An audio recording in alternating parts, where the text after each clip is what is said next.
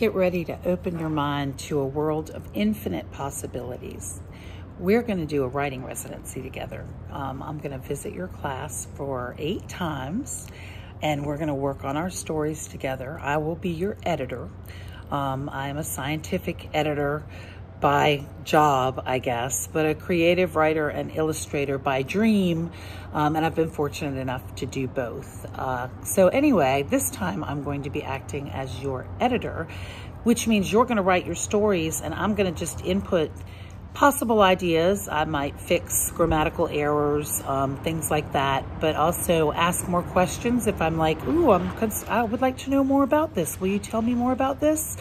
That's what editors do. They help you make your book the best that it can be for the whole population, not just for people who think like you. So I'm really looking forward to working with you guys. I really enjoy how young minds work. And when you write, you're demonstrating not only, to your friends, but to me and anyone else who reads what you write, how you think, and all of us are unique in that regard. If you have problems coming up with stories, that's okay. I can help you. I can make up a story right now.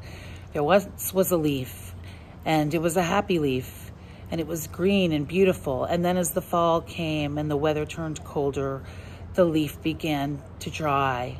Its skin got really dry, and it didn't have any lotion like we adults do, and the tree got sad. And then the tree started to get crunchy. Pieces of it started crunching off. And it was super sad. And it kept crunching off into smaller and smaller parts. The bigger leaf got cut in half, and then that got cut in half, and that got cut in half, and it kept getting cut in half until it couldn't get cut in half any longer. And it felt like it was about as small as it could possibly be. But then it started floating into the atmosphere. It was an atom. That's what you get when you split something as small as you can split it. And even with the tiniest microscopic scalpel, you can't get any smaller. So it was an atom, and it was now floating in the atmosphere, and it had never felt more free. So sometimes the scariest things are the things that bring us freedom, right? So anyway, I'm not expecting you all to make up stories like that on the fly, but I can certainly help you do it. And it's super fun to do, even if you think you're not good at it. I think you're going to find out that we're all going to have a lot of fun together, and we're going to enjoy reading what each other's writing. Oh, I also wanted to say that we're making a real book. I mean, any book is real, but we're going to actually publish this book with a company called Froward Press. That's my publisher. But there's Froward Press and Super Summit Stories, which is the name of the book that the students at Summit wrote last year with me as their editor.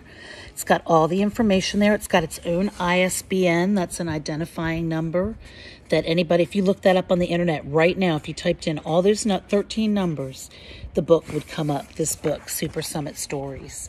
It's got the illustrations that were ink prints, really special kind of prints with Miss Sparnicht, and lots of lovely, lovely stories. There are all the student authors' names and the names of their stories and what page they're on.